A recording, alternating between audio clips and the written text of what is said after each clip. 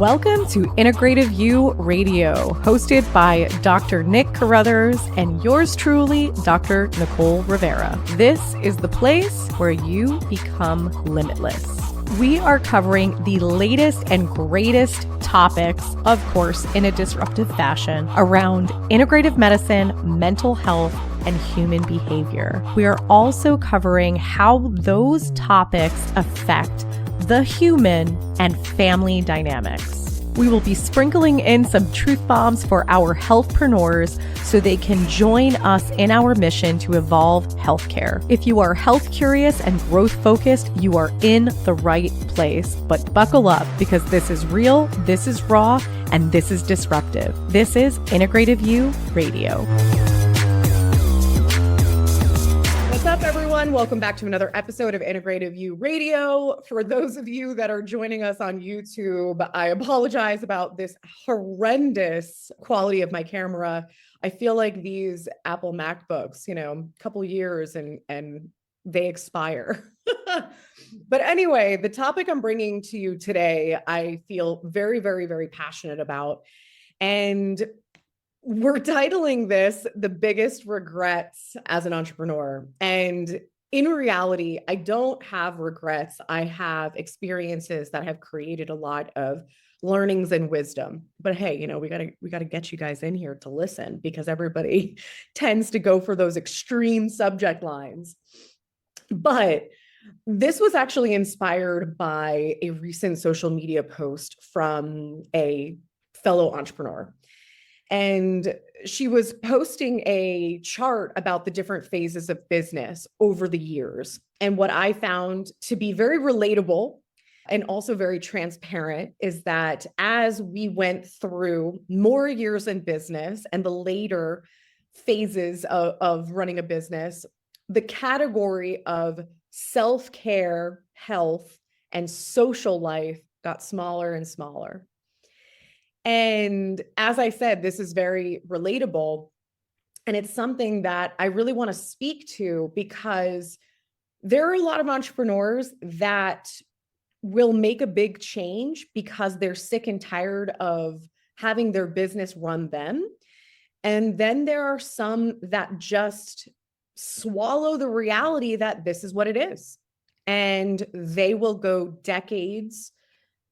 And sometimes they'll go centuries. And I say that not because they're living centuries, but because they'll pass down the business and they'll pass down the same work ethic and the same values, even though those values are potentially harming the individual.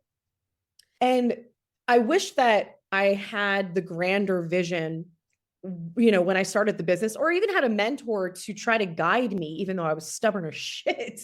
But really what it comes down to is, a business is something that we should be using as a tool to create a life that we really enjoy, to create a life on our terms. And I say this very specifically because some people are going to value having a significant amount of wealth in the bank, wealth that can be passed down, to the future generations.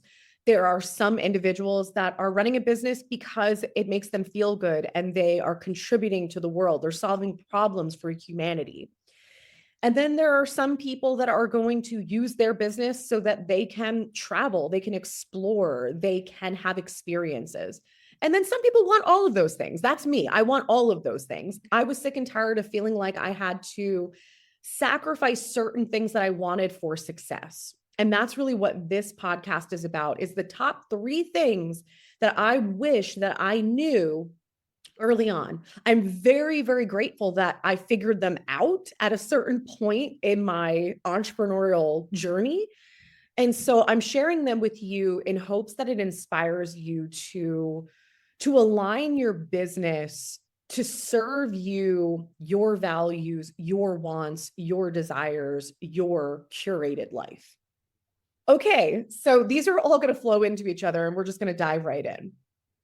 1, I wish that I used my business and what came from my business, from the connections to the networking, to the money, to the opportunities, and I used it to create more memories. And so what I mean by that is we naturally fall into, okay, let me backtrack. We start a business because we say, I don't want to be bound to that 9 to 5. I don't want to be bound to somebody else's schedule telling me I need to do this, I need to do that, I need to travel, I need to work weekends. And we seek out a level of freedom. And there's some of us that go into it a little bit one-sided, a little bit naive. And then some of us go in and say, listen, I know that I'm going to have to put maybe a little more in the beginning, but I'm going to do that for X amount of time to create the freedom that I really want. And then we're years in, decades in, and we don't have that freedom that we thought we were going to attain because our business starts to consume us. And so what happens is we start to remove things. And what we remove are the things that are the easiest. And that's self-care. That is time with family and friends. It's showing up to our children's sporting events, because in our minds, we've put our business on a pedestal. And so now it's more important to go to that meeting. It's more important to go to that meet and greet. It's more important to put out that fire in the business. It's more important to hire that new individual and go through weeks of interviews. And so at the end of the day, we find ourselves losing time, losing energy, and missing out on the creation of memories. So no matter who you are, what industry you're in, what phase of business you're in, you need to keep in the back of your mind that you cannot put memories and experiences on the back burner, because the more that you do, it's like the snowball going down the mountain. It becomes less and less of a priority. And then you create turmoil in your relationships. You're not getting invited to anything anymore because you never show up. And now your kids just don't even care if you come to their game because they expect you to not be there. And if you are there and they look over at the bleachers, you're on your phone because you're distracted. You're not present. This is way too fucking common. And I feel very, very passionate about this because this is one of the most important parts of life. And for those of you that are like, I don't fucking care about people, whatever, I don't have a family. At the end of the day, from our genetic roots that goes back hundreds and thousands of years ago, we need people and community. That's why, social media, it's like funny because I moved to Italy, so I'm in the algorithm, but there's all these people who are like, I'm just debating if I should just throw my phone in the river and just like move and to another country and start over. And the only reason we're thinking like that is because we've created divide in our relationships. We feel alone. And so we're like, well, I might as well just move abroad because I feel alone, or I don't feel like I have a community, or I don't have quality relationships with my, extended family. So if we keep putting this on the back burner, it just gets worse. So even though it might be difficult and that divide already exists and you're not getting invited anymore, it's still going to be valuable to try to mend that.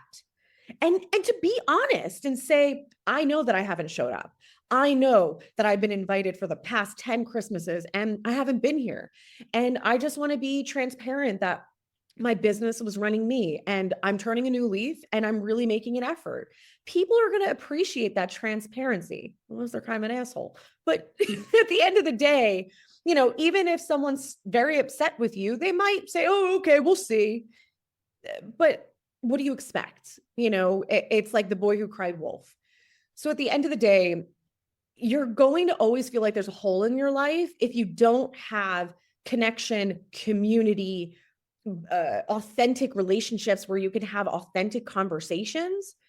And especially you're going to have a big hole in your life if the people around you, like your kids or your husband or your wife, are distanced and they just are like, oh, mom, dad, they don't care.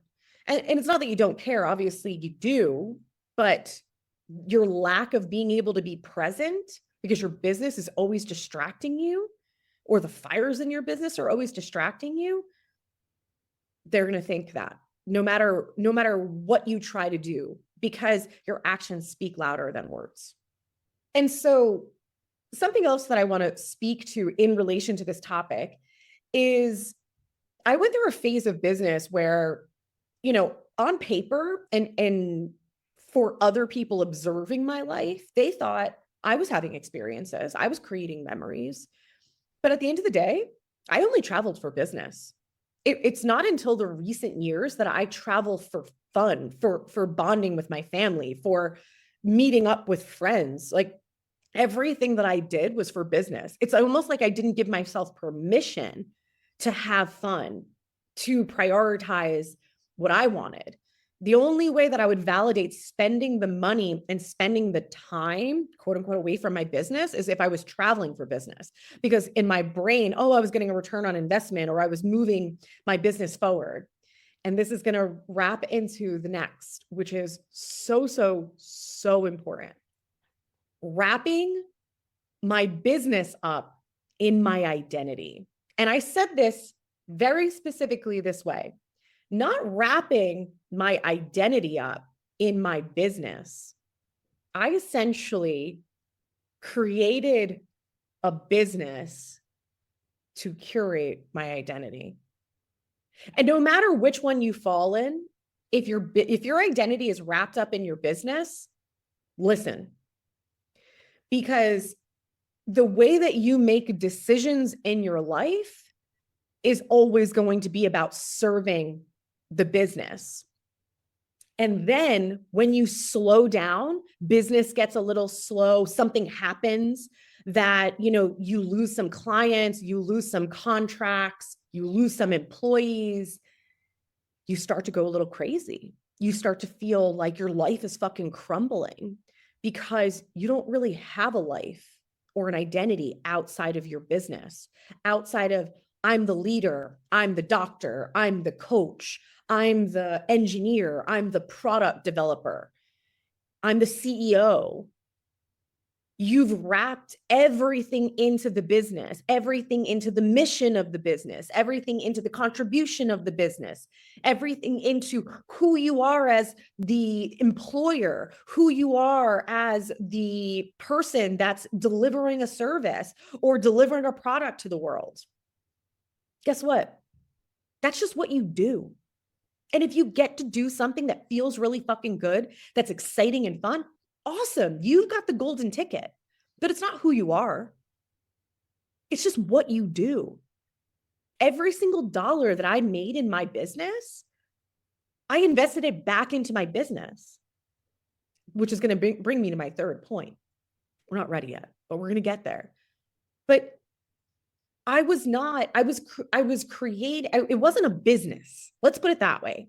It was an extension of my altered identity, which creates a lot of different layers of issues. Because one, when someone had something bad to say about my business, it was like someone like ran me over with their car. It was a dagger to my soul because that business was an extension of me, my soul, my identity, my contribution to the world. I gave it fucking everything. And in my mind, I gave every client everything. I gave every employee everything. That's like, when you think about that, that can sound like, wow, that's so awesome. But if you think about that, that's really fucked up. That's really imbalanced to give that much of your energy away. That's not healthy in any capacity. It's about having your energy in multiple buckets that serve you, and the majority of your energy in the bucket to serve yourself. That's the only way you can show up better for others. A business is there for you to feel good about the work that you do in the world. And yes, it can be part of your mission, but at the end of the day, it's something that you use as a tool to curate the life that you want.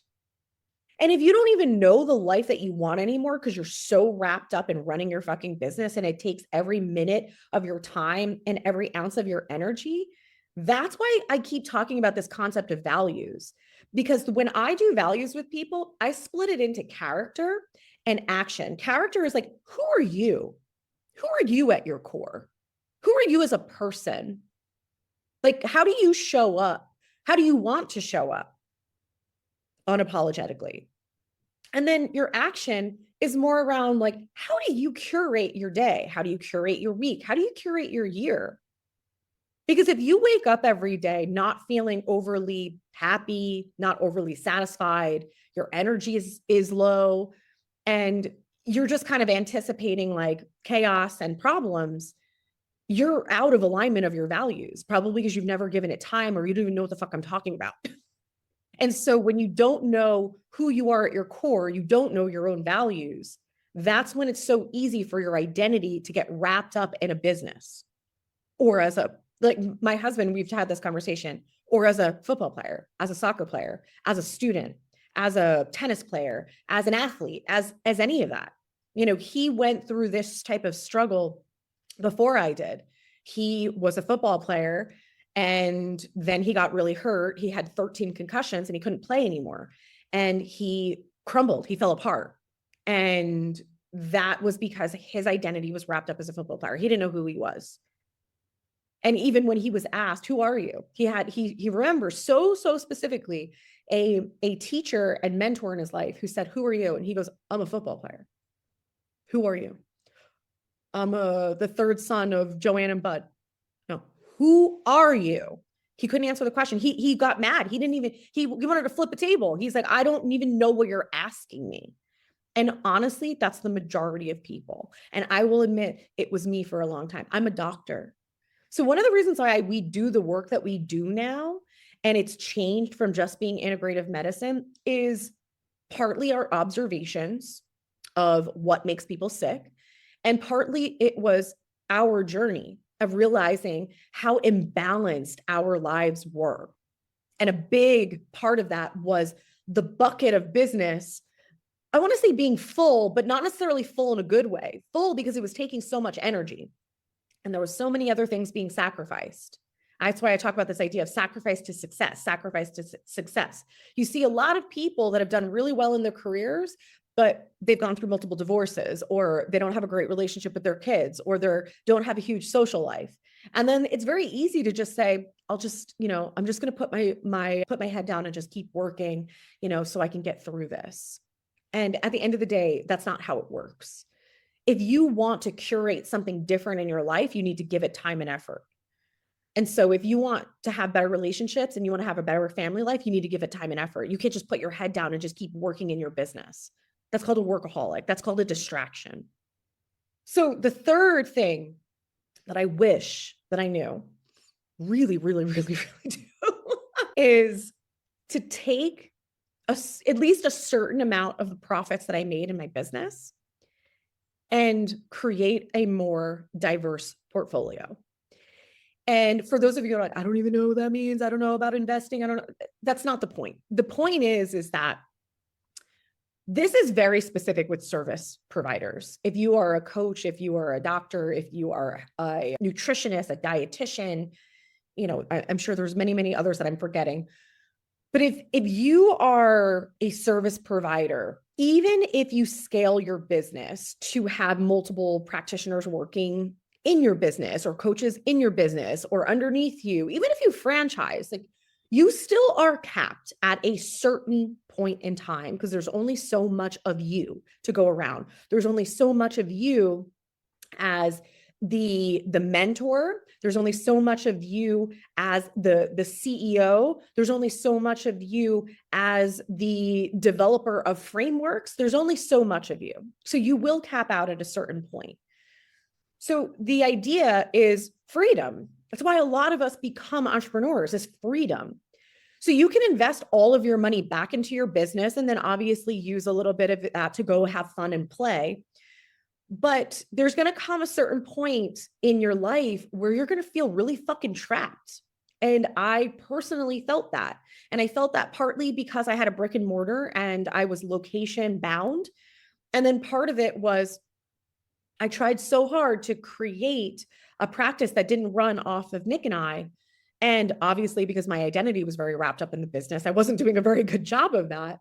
But even if I did it right from day one, I still would have had limitations in what I could curate and create inside of that type of business model. And so every business model is very different. If you have a product, things are going to look a lot different. And this might not 100% apply to you, but it's still going to be valuable in order for you to diversify your assets, diversify the way that you make money. And that's partly because anything could happen at any time. There could be market crashes, there could be digital crashes, there could be cyber attacks, there could be all of these things. So if you have multiple ways that you make money, if it's investing in stocks, if it's investing in crypto, if it's going to be real estate, if it's buying or acquiring other businesses that are always going to be needed, businesses like laundromats and things like that a lot of people use for day-to-day life. Like there are so many options. You obviously do what feels good to you, what's in your knowledge base, what is something that, it's something that's more aligned to your values. So for me, one of the things that I absolutely love is I love hosting. And so one of our, more recent endeavors is working on a real estate portfolio where we can set these up in a very specific way to curate a very specific experience. I personally love interior design, interior decor, and just to curate a really, really special experience for families that want to come to Italy. So that's something that's in alignment for me. It's not like, oh, like I'm just doing this for the money. So it's a lot different when you're doing something that you actually enjoy opposed to just doing it for the money. Nick is absolutely obsessed with crypto, listens to videos and mentors, and he's just super into it. I rather rip my eyeballs out, but that is something that he's doing separately. And so it takes a lot of pressure off of what your business needs to produce for you in order to live the life that you want. And it also creates a diversity that, if something happens like COVID-19, where your business can't be open, you're not completely screwed. So these are really my top lessons. There's a million in between, but always prioritize relationships with your loved ones, relationships with your family. Don't miss out on curating and creating memories. Don't miss out on experiences. Don't push that fucking vacation a million times. Don't miss too many games. Don't do it. You're never going to get that back.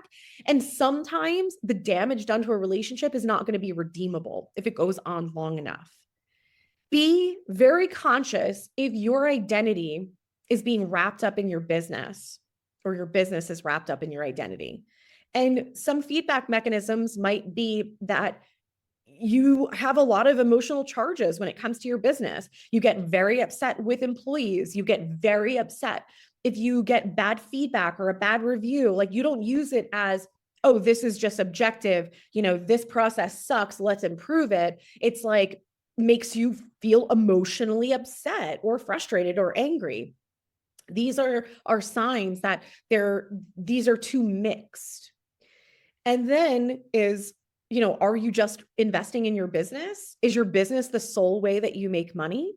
Or are you using the profits from your business in order to diversify your assets, diversify your portfolio so that there's not so much pressure that your business has to do X all the time? Because at the end of the day, there's ebbs and flows, there's highs and lows in business. And this is something that, my stubborn ass thought. I was like, no, I should be growing and it should be an upward trajectory. And that's not real life. That's not how anything works. That's not how the stock market works. It's not how any investment works.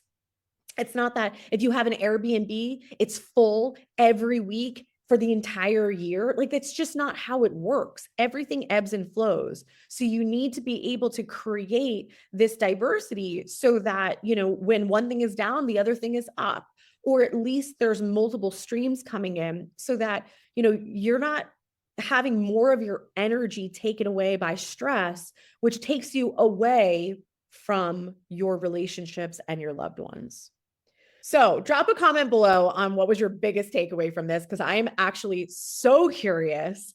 And for those of you that are like, this posed questions, like, how do I do it? What do I do? Where do I start? Leave it below. This is fantastic for me to inspire future episodes. But, I really speak from a place of passion, but compassion. This happens to all of us, and it's a really bold decision to say, no, I'm not doing it like this anymore. And I'm going to do it differently. And I did it, and it was painful. It was painful on so many fucking levels. I really can't even explain. Part of the pain was because how much my identity was wrapped up. It took me 2 years of my own personal development, meditation, deep work to think about my business differently. And the amount of freedom that it's created for me is unbelievable.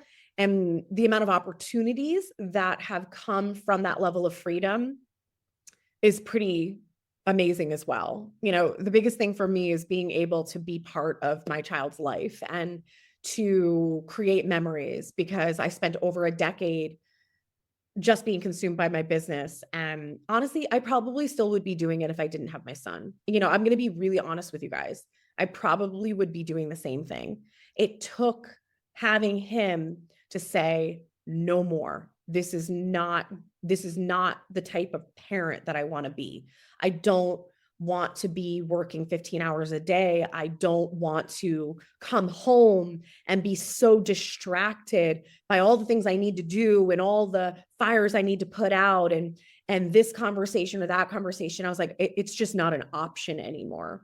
And so it took that in order to make a really, really hard, bold decision to pivot and do things differently.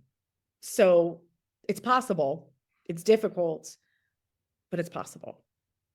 All right, guys, until next time, I hope you enjoyed. Like I said, comment below.